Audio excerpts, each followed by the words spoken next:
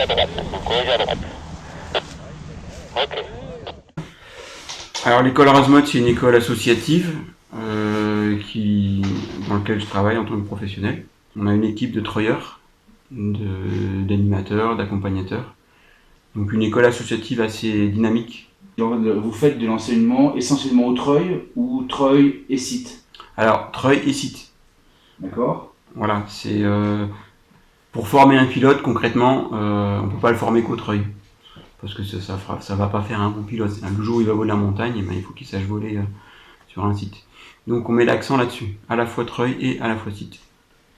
Comment ça se passe? On commence naturellement par de la pente-école, 2 jours de pente-école, et à la fin de la pente-école, on introduit déjà le treuil. On les monte à 10-15 mètres, ensuite on lâche la tension, ils reposent, ils font un arrondi. C'est relativement facile.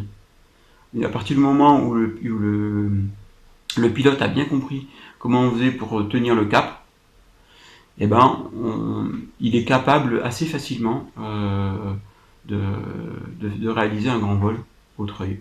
Il y a juste la manipulation du largage, et là on voit ça en biplace pédagogique. Pour les gens en montagne, ce qui serait intéressant, c'est de pouvoir enseigner à un seul moniteur. Un seul moniteur, mais secondé par une équipe de treuilleurs. Parce que tout seul, on peut pas. C'est quand même assez difficile. C'est pas, je le recommande pas.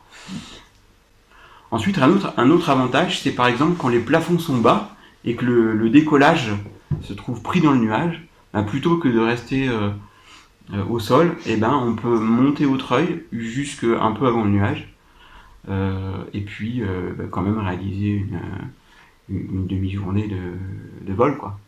Voire une journée quand les plafonds sont bas, particulièrement l'hiver, l'automne. Le fait de reposer au même endroit, tous les élèves voient les décollages, voient les atterrissages, donc pédagogiquement c'est intéressant. Ils voient ce qui se passe et comment il faut faire et comment il ne faut pas faire quand il y en a un qui fait une erreur. Et puis en termes de cohésion de groupe, eh ben, c'est indéniable qu'elle est beaucoup plus forte en faisant comme ça. Avec cette proximité du décollage, de l'atterrissage, en termes de volume, visuel, c'est beaucoup plus important. Il y a beaucoup de gens qui disent que le treuil, c'est dangereux, on se fait arracher, c'est stressant pour l'élève. Pour pallier ça, la première chose, c'est de les préparer. Les préparer correctement, avec les exercices de course pilotée au sol, ensuite à 5 ou 15 mètres. Ça marche très bien, ils sont très rapidement en confiance. Pour ce qui est du treuillet lui-même, alors on a mis au point une autre approche, hein, évidemment c'est une approche parmi d'autres, mais moi je l'aime beaucoup. Alors ça consiste en fait à simplement réaliser un décollage avec une course pilotée, comme si on était sur site. Donc le pilote va gonfler, il fait sa tempo, accélération, et à ce moment-là, les treuilleurs, ils ont pour instruction de ne tirer qu'à ce moment-là, avec relativement peu de tension au début, et on augmente progressivement. Mais ce qui réellement réduit le stress du premier vol, hein, c'est le biplace pédagogique au treuil. Hein. La différence par rapport au site, c'est que bon, quand on décolle d'un site, on va gérer le cap de sortie de déco, ou le cap de la course pilotée avant le décollage. Là, on a à gérer le cap pendant toute la montée.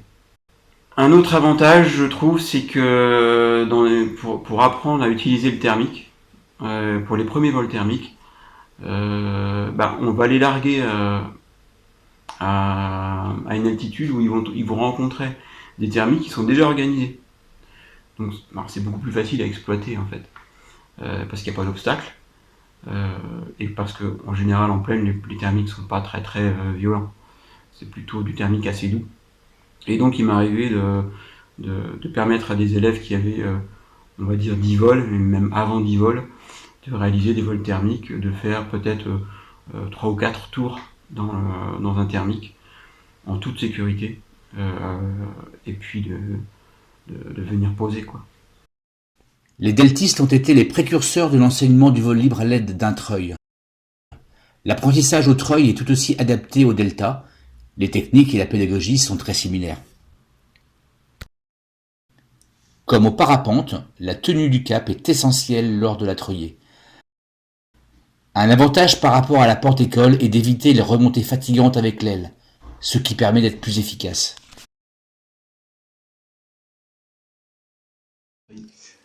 Eh bien, nous n'avons pas pris la peine ou le temps, par exemple, d'évoquer la précision d'atterrissage. Le treuil va permettre d'atteindre rapidement la centaine de mètres sol nécessaires, ce qui va permettre à davantage de pilotes d'être mis en l'air ou davantage de manches d'être jouées, ce qui va être intéressant tant pour les volants que pour les organisateurs. Le treuil est très adapté au vol handicap dans la mesure où toutes les phases du décollage vont être facilitées par le fait que le treuilleur va pouvoir moduler la tension de la ligne, donc l'intensité de l'assistance, et cela dans une large fenêtre de vent, tant en direction qu'en vitesse de vent.